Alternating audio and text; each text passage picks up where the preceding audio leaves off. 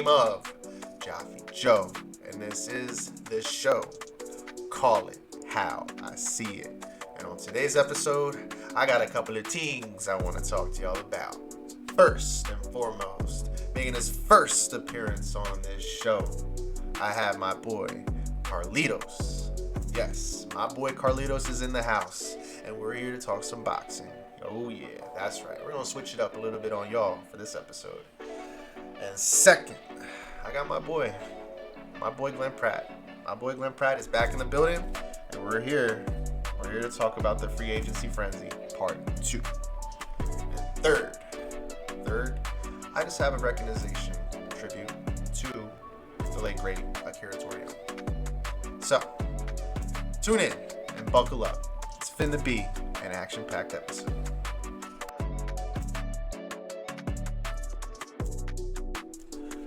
And here we go. I finally have him on. It's my boy Carlitos, aka Carlitos Way World on YouTube. Go check him out. Go follow him. Anybody that's watching the show needs to show this man love. All right. Konnichiwa. What's going on, guys? Yeah, that's What's right. good? It's your boy, the one and only Carlitos Way World TV. That's right, baby. Finally on Call It How I See It. But Carlitos, we're gonna square up. We're gonna talk about why I have you here, and the real reason I need your knowledge and expertise on my show. So, this past weekend, we had a fight, a boxing fight. They're still doing that around nowadays. But we had, a former UFC champion, Francis Ngannou, who looked pretty promising against his match against Tyson Fury, take on Anthony Joshua, former world champion, 2-time world champion, if I'm correct. And he got folded, man. In the second round, my man, well, he's not my man. I really don't like the guy personally. I don't really like British fighters, to be honest with you. But he's a good guy. Come on now. I like Anthony. Anthony folded him, man. He straight folded this guy. Yeah. From what I saw, I didn't see it live, but I saw some of the highlights. From what I saw, it kind of it looked like as soon as the bell rung, it was really just not going to happen for Francis Ngannou. I mean, he didn't, came out swinging, not really connecting, and my man Joshua, as I say again, my man, just, outboxed him, outpolished him, and just showed him who a real championship boxer really is, not being sloppy and goofy like Tyson Fury was when they first fought. But what is your takes on this fight, Carlitos? Yeah, so most of the things you said, I agree. It was an easy fight for Joshua, though. It was just too easy. He just came in with the basics. 1-2, 1-2, jab, feint, jab to the body, on top, mixing it up. No hooks. If you see the fight from round 1 to 2, there was no hooks. And even when Joshua got the guy hurt, he did not overpowerly go crazy, going for the kill. He took his time, was patient. He just made this guy look really goofy. For me personally, I had a 50-50 fight, but I was leaning more towards Joshua. But even on the odds, on the books, they had Joshua as the favorite. I mean, come on. Joshua is a former Olympian. The British fighter is a former Olympian, gold medalist. Not a lot of Americans are medalists nowadays. The last few years. What the fuck? It's okay. Do you know? Yeah, no, you're absolutely right about that. British fighters have come a long way, and he is, from having Lennox Lewis and other guys step up and stuff. Like Anthony Joshua is there, and after being embarrassed by Ruiz and going through the ups and downs of being in that division, but overall he's still in his prime right now, and now he's in a really good position even after winning this fight. You know what I mean? He's in a chance where after Usyk and Tyson Fury fight in May for the unified undisputed world heavyweight championship, that puts Joshua in a good spot. I mean, you do also have guys like Joe Parker who also fought on this card as well, and he got knocked down a couple times by this guy Zhang.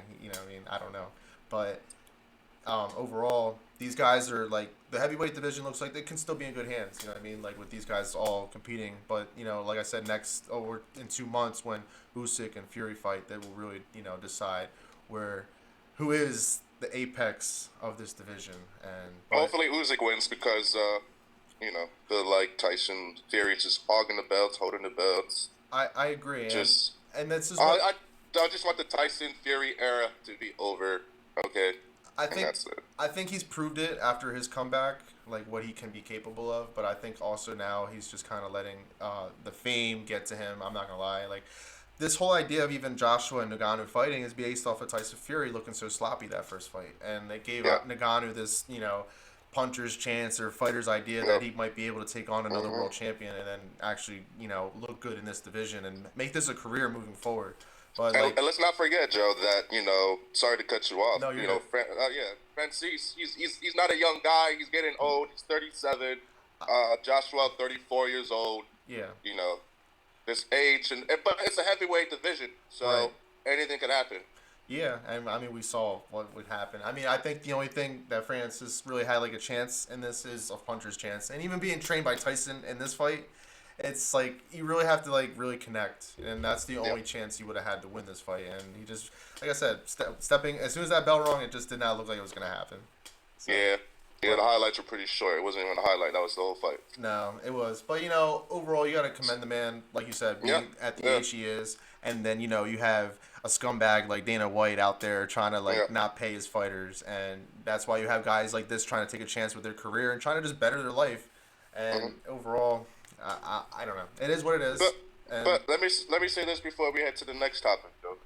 yeah, I like Francis. I like the guy. I like them. I like when he put that boy Tyson Fury down on that fight they had. yeah, He could, if Francis wanted to keep fighting boxers, he could just I could see him beat up a Wilder, maybe yeah, a yeah, Jake Paul, yeah, yeah. or just fight some little up and comers who don't even I know money grabs out there, but Right. don't I have no issues with MMA fighters. I have an issue with these conspiracy theorist people. I think this was just a conspiracy fight, I guess, a fake fight. I don't know, something like that. But that's a story for something else. No, I hear you, and I definitely think this guy. I think Nagano can still garnish some paydays from boxing. I don't think it's the last time we're gonna see Nagano in a boxing ring. No, Safe to say. yeah, I really like to see. I feel like that's a good matchup with the Wilder versus Francis Nagun, Yeah, whatever his name is. because it's just like two bombers, trying to like connect and see who really Yeah. connects harder than the other one. So And I have my money on Francis. I think so too. I think Francis could. No cap. I think he can beat him. I think he could definitely give Mr. Bronx Bomber the 1-2, The bum bomber. the bum bomber. But speaking of MMA fighters, we have Jake Paul, who's not an MMA fighter, but he's someone that's fought a couple MMA fighters and looked good fighting these MMA fighters. I don't know, conspiracy or not, but there's a lot to it. But now, not officially a professional fight yet, but should be taking place on July 20th, which has a lot of people buzzing about it. We have Jake Paul fighting Mike Tyson. Who would have ever thought such a scenario like this would happen? I mean, Oh man, Joe. I'm not really excited for the fight. I'm not, that like, it is what it is. It's whatever. It's we don't even know what it is. It's an exhibition fight. Well, right now it's an exhibition fight, right? And they're planning on doing a sanction fight, like But even if it was a exhibition fight, it's gonna be like a Roy Jones fight. It's gonna be the headgear with the 18-ounce gloves. yes. But who wants to see that? I guess we want to see. Oh wait, yeah, no headgear on me. 18-ounce gloves, maybe headgear. We don't know. We don't know anything. We don't know. We just know that they're fighting. That's it. Right. They've come to terms about fighting each other. But, like you said, with the headgear, the 18-ounce gloves, there's still a lot of, I don't knows, a lot of, question marks with this fight. So Yeah. we'll see where it goes. But, I mean, overall, like the idea of it, I mean, you have two people that really can garnish people into, suckering people into watching this fight, honestly. Like, Yeah. the Yeah. names, We have Mike Tyson as the underdog for this fight. does that sound right? I mean, like it doesn't sound right. It doesn't. That's but, not official. I have notes here from a source from DraftKings that the early odds of this. It's not official, right. but it looks like people are going for Jake Paul, which I mean I understand. It depends, but we don't know what type of fight it is. Even if it was a regular exhibition fight or a regular sanction fight, I think I still go for Jake Paul. After watching him fight Roy Jones, I don't know. I Mike thought Tyson's old. He's 56 years old. he is actually he'll be I believe 58 before this fight starts. Yeah. But I mean, it is like kind of like an old man versus a young man who's kind of in his prime. But Yeah. overall, like for us to get to this type of point in the boxing game, it's kind of crazy because as regular people, like I mean, you're not a regular person since you do box, but like what I mean, or train, but Yeah. like a regular person myself, like if I see Mike Tyson, I'm gonna be scared. So, but like you gotta give some kudos to Jake Paul to even do this. I mean, a lot of people say like some people like some of these old heads would still say it's like a suicide mission, honestly. But like they have to realize and take into account Mike Tyson isn't what Mike Tyson used to be, and I thought he looked pretty good, but in that fight against Roy Jones. But also, it was 4 years ago, and now we're adding more age, and I don't know, like like he still looks to be in good shape, Mike Tyson. But Yeah. still, I mean, it's kind of an old man fighting a young man that's in his prime.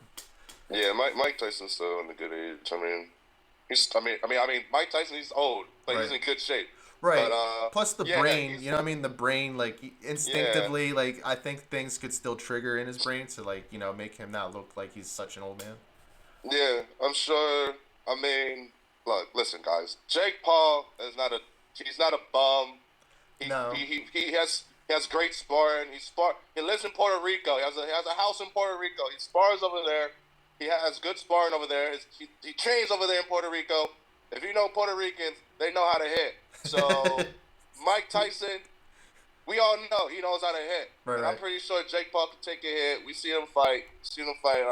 The Tyson, one of Tyson's brothers, and he's an actual fighter. So Yeah. I mean, That was a guys, bad come on, loss give though. this guy. Even though he fights washed up MMA fighters, he's still fighting. He's still getting his rounds in. I respect Jake Paul. He's giving people a platform that never had a platform, like that female, that Puerto Rican fighter he has under his wing. But other than that, I respect the guy. The fight, it is what it is.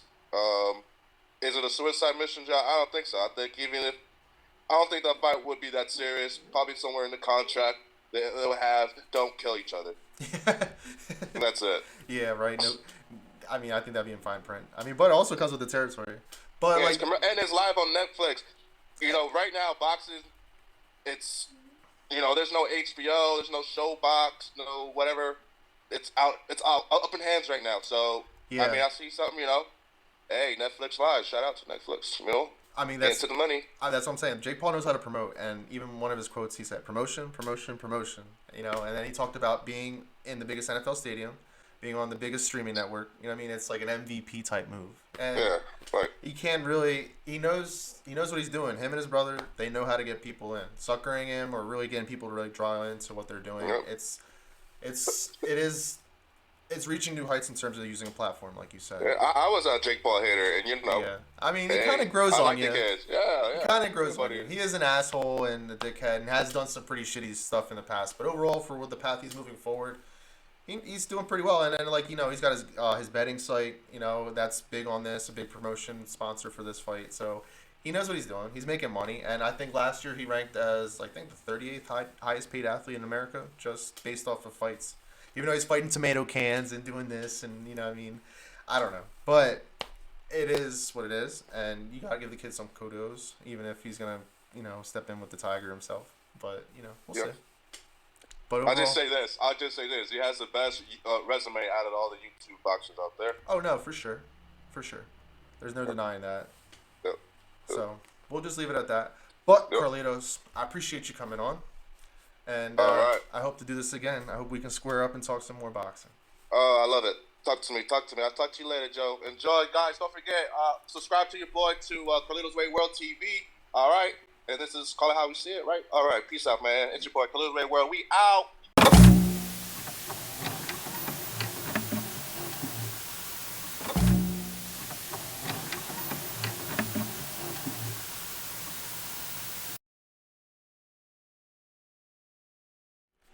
And we are back, and he's in the house. He's in the house. Here to My call boy. it how I see it. That's right. My boy GP, Glenn Pratt, is back in the house. And we are here because the NFL has still got us, man. They still got us. And they're drawing us in even more. They take no time off, bro. They take no time off. It's a yearly thing for them. That's what Right. keeps the billion-dollar monster going, bro. Keeps rolling. So, we're here. There's been a lot of things going on.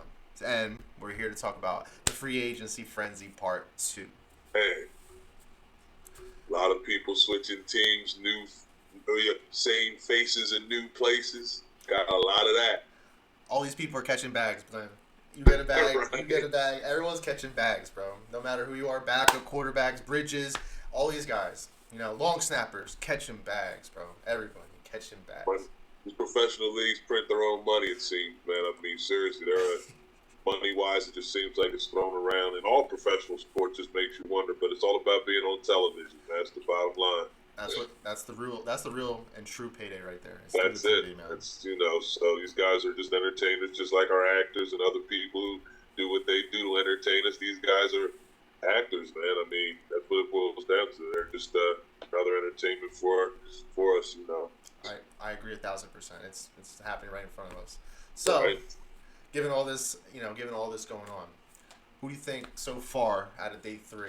I mean, who do you think is like the biggest winner so far? I mean, when I look at teams like, Houston, a team who's on the up come, made some big moves. I mean, they got their quarterback position, it seems like, solidified. And that's where, if you get that solidified, then you can build around that. I mean, I think who they bring in? Danielle Hunter, they got the pass rusher there. I mean, bringing in Joe Mixon, who still think he's a quality player. I mean, so Houston's going to be a team that people are going to have to look out for, I think. I agree 1,000%. I mean, upgrade with Hunter. I think he led the league last year in sacks. Yeah. Minnesota letting him walk. I think they were able to twist things in their own favor in terms of the pass rush. I mean, they seem like they're a whole other mess, but I'll get into that in a second. But right.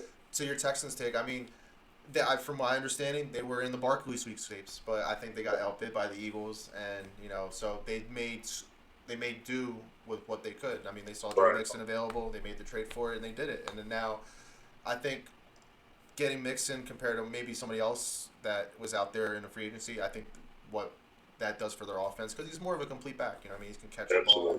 He's an all-purpose back that they really need, that they didn't have last year because they were trying to shuffle in between Singletary and having Bernard Pierce. But having Pierce and now having Mixon there, it definitely helps bolster their offense and puts them in a better position. Totally solidifies. I mean, I said if this guy Stroud keeps making progression, Houston has a real chance to really make some noise. I know the sky is really the limit for the Houston Texans moving forward. I really like their stock moving forward. Good young coach. Everything is on the up and up for that franchise. They definitely picked some cornerstones with their 2 picks that they had last year. So, what I did want to ask you, G, I wanted to ask you, man, how do you feel about the Steelers so far and what they've done in this offseason? Here we go. Yes. Been waiting for this. Yes, this is what I want to hear. Listen, we lifelong Steeler fan. I like to call it how I see it. Yes. Not how I want it to be, but call it how I see it. Yes. Kenny Pickett can't play. Yes. He can't play. That's my opinion. Yes. I've watched it, and I even went out and bought a jersey, man. I mean, really, I wanted it to happen. But I've watched him week after week. If you look at Steelers' numbers the last couple of years, offensive has been just offensive. I mean, it's that bad. So to bring in someone like Russell Wilson, I just want competent quarterback play. Just give me, I'm talking watching an offense that can't score on any level. I'm talking every game, halftime, either 0 or 3. I mean, there's just no offensive output on any level. So Russell Wilson does give us life. And when you've been deprived of quarterback play over the last few years that the Steelers had, give me Ross. I mean, I've never been a huge fan of him, but I still think he's better than what we had. So when you come into the season with Trubisky, Pickett, and Rudolph, you're limited already. In my opinion, you can only go so far. So bringing in Russ, definitely going to help. I mean, they even on the defensive side, they brought in Patrick Queen. Yes. I mean, that's a plus. I mean, seriously, that's huge for us, I think. I mean, Dante Jackson, get another starting defensive back, which you can never have enough of in this league. Yes. So I mean, I'm very optimistic. I mean, I'm definitely interested in what's going to happen here. Hopefully, Russ. I'm not asking Russ to be. Doesn't have to be an MVP, bro. He doesn't have to do be it all. competent, man. Yes. Just make the offense look like it can get a first down. Joe, they can't even get a first down. I'm talking 3 and out for series after series after possession. Can't hurt, man. I'm very, very intrigued on what's going to happen in Pittsburgh. I'm not thinking. I mean, can we talk about the upper echelon teams? Kansas City. In our division, we got Baltimore and Cincinnati. Cleveland, all 3 of them. Everybody had above 500 average. I mean, above 500 record last year. Right. So it's going to be. We definitely got our work cut out for us. But I mean, we got a 7 seed last year. I mean, we barely got in. I got to assume we're going to be in that range again, fighting for a wild card. Because I can't see us winning the division. That's just calling it how I see it. I mean, it's just winning the division would be a daunting task. I think I just see them probably, if anything, trying to get that 7 seed or something in the wild card realm. But I'm Joe, starving for good quarterback, starving. That's how bad it's been. It's really interesting, and if you really look at Russ's numbers last year, his numbers 26-8 touchdowns, having 3,000 yards passing on a kind of pedestrian type of offense, but overall, he had a good season. And then like what they did to him at the end of the year wasn't really it was Sean Payton. It seemed like he got done dirty, no doubt. Yeah. I'm wondering what their motivation was. Money. I mean, Sean Payton really didn't like him that much, I guess. Seriously. Yeah. I mean, I know. It seemed like that just seemed like from day one that relationship was gonna fail, and they chose. Yeah. It seemed like the Broncos chose Sean Payton over him, which is it's the direction they did. But it's also on John Elway, bro. That's you, bro. You're always striking out with quarterbacks, man. You are. It's just. That's something you look at a great like him, and that it doesn't seem like just because you're the great means you can evaluate the talent the same. I mean, Paxton Lynch, they've been through a few that, I mean. He's thrown every. You can think of every. Drew Lock too, right? Drew Lock was there. Brock Osweiler. They had a wide receiver, I think, 2 years ago playing quarterback, and it was the most pitiful performance of a quarterback I've ever seen in my life. But that's the Denver Broncos. Really? That is the Denver Broncos. And I don't even know who's going to be their quarterback this year. Good luck. Good luck. For real, right? They don't have nobody, right? They have nobody. But Justin Fields won't be in the question. But that's for another can of worms that I don't want to open up. I know. But overall, I definitely Steelers. They've been winning, man. Even though they gave up Deontay Johnson for a draft pick, He was expendable. I mean, he was just, to me, he was okay. He wasn't, to me, a difference maker, in my opinion. He was good, but he didn't change the needle. It's the Pickens show. It is now. Oh, it's time. Listen.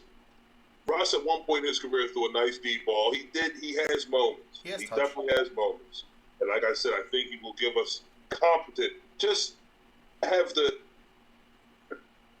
This offense has been so bad, Joe. I'm telling you, it's been that bad. Artie's in the house. Artie's in the house. It's a new party, Glenn. You got some new faces. I'm a little nervous, but I'm excited. No doubt, I'm excited. But what about your Eagles, man? What are you feeling? What do you assess that situation? So you ready? You ready for Joffy J? Call it how I say it. So, the Eagles, right? I am a thumbs up. Not 2 thumbs up, but a thumbs up. I'm happy about what I've done, about what we have done so far.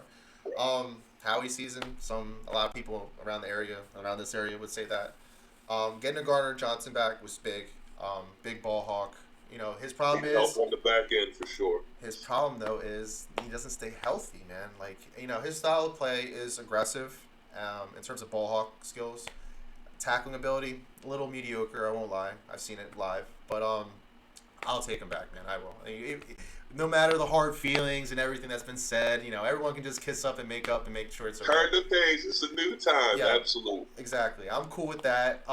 We made some other pickups. I like the Devontae Parker pickup, even though another, high risk, high reward. It's, it brings depth, you know what I mean? And him being a bigger body where Jalen does like to, give his receivers chances on 50-50 balls, that definitely helps. I mean, I like that. And, I'll be honest with you, Glenn.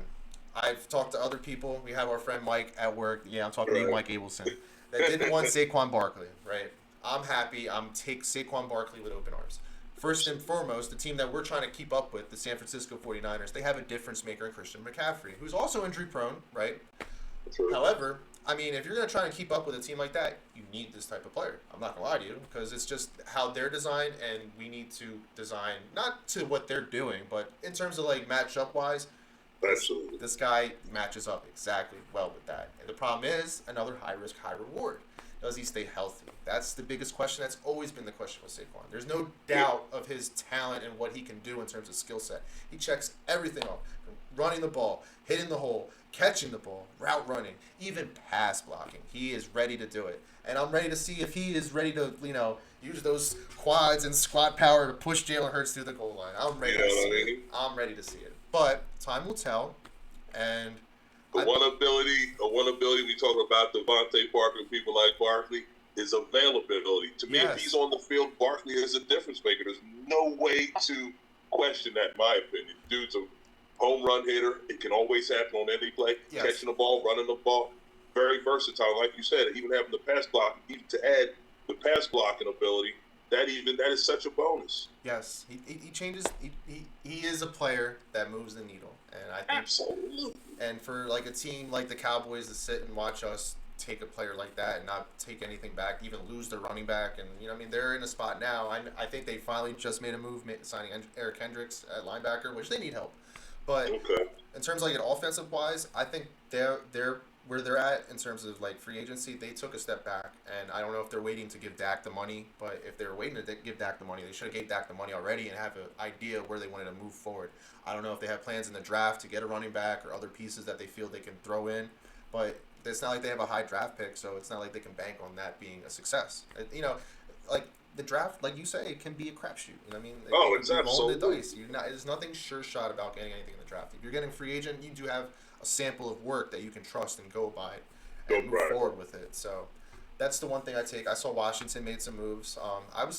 The Mariota move made me scratch my head. I'm like, how many quarterbacks you guys want to have? You guys are going to draft a quarterback. You want to have Sam Howell. You want to have Marcus Mariota. You want to have the plumber down the street. I don't even know what else you want to do, bro. Like that's. Yeah, no, they're in a situation where they got to figure some things out. I mean, there was questions about them moving from 2 to 1. I mean, I don't know how much that could happen to change things. I feel like they take Caleb. I feel like that could be the number one pick is forcing the issue because he is from Washington. That could be. But even if him or Jaden Daniels, either way, they're going to probably get what's considered to be some, transcendent kind of player either way. So they're going to have to show what they got, no doubt. I agree. It's definitely going to be something we have to keep in the eye out for. So, like, and other teams that, like, I thought could have won, I was going to say Minnesota, even though it looks like they're on a rebuild right now, and they might even trade Justin Jefferson. Moving, like, letting Danielle Hunter walk and getting... they have a quarterback? They don't have a quarterback. They signed Sam Darnold, Bridge. Oh, right, 1 year Darnold, They got the bridge. Yeah. They got the bridge intact, Glenn. They got the bridge intact. It's not... Yeah. They're not going anywhere. I was talking to our boy Rich at work, big Vikings fan. Like, they're not going anywhere. But, like, for them to make, like, little small moves that can help them in the future, it makes sense. You know what I mean? For what they're trying to do. Like, but overall, they're not in contention. They're not. Yeah, I was looking at certain teams. I was thinking what will be considered contenders made moves to make themselves better. Like a team like Green Bay, bringing in Josh Jacobs. That's huge. I mean, because Green Bay, I think, is on the cusp of something special. Bringing Xavier McKinley in there in their safety. That was big. They've been having issues in their back secondary.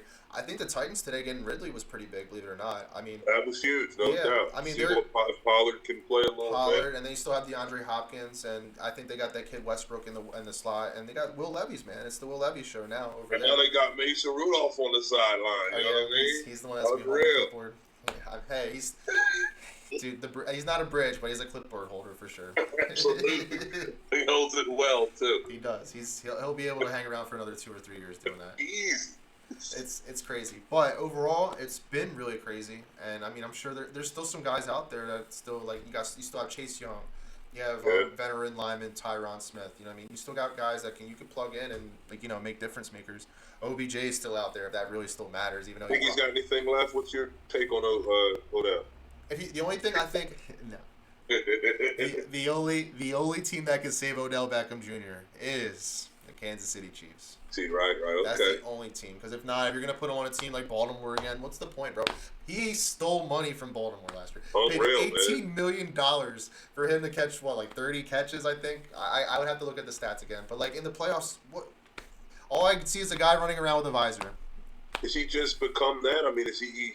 I think he has. I mean, from his, even with his new relationship with Kim Kardashian, I just don't think his mind is really all in football. I think another guy that got his head too big and... I think either that or the Cleveland Browns stole his soul. I don't know what happened, bro. Injuries just derailed him, man. To me, I just think it's definitely changed his trajectory because it looked like it was on such an ascent. Then every time he turned around, he was ripping the knee up. I know. Yeah, he was coming back with the Rams. He was. I won't lie. He was actually it looked like he was there. I mean, he got hurt in the Super Bowl, right? Yeah, and he looked like he could have been the MVP. Tough break. Yeah, he was rolling. Injuries definitely made his trajectory a problem. I agree. But, I guess we'll just have to keep tuning in and see what happens moving forward. But overall, I think we can give ourselves a high five, Glenn, because our teams were on the up, bro. We're You on know the what I mean? up. Our A little stock is going up. excitement, absolutely. This is what brings us enjoyment and new beginnings for our teams that ended the way it did. Everybody's feeling good now until it get until they're on the field. You know what I mean? Everybody thinks they made the move. Now you got to see if they can play together. You know what I mean? That's what it's about, man. We got to execute. It's all at the end of the day. It's all about executing. Bottom line, absolutely. But G, I appreciate you having you on, Man, my man. come on, man. I'm always here, Joffy, to call it how I see it. That's right, G.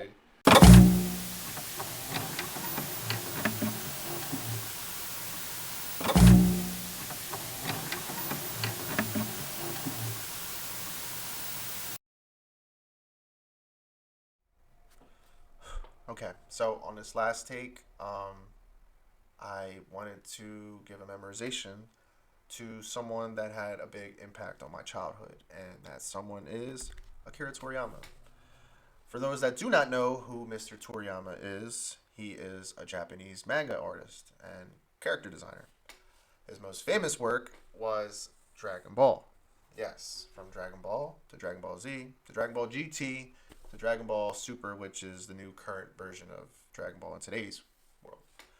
Um, Mr. Toriyama has been doing cartoon work and comics dating back to the late 70s. His most first renowned hit as a manga artist was through Dr. Slump, which won awards back in 1981 and helped propel him into the creative idea into making Dragon Ball, his most world famous and world renowned anime.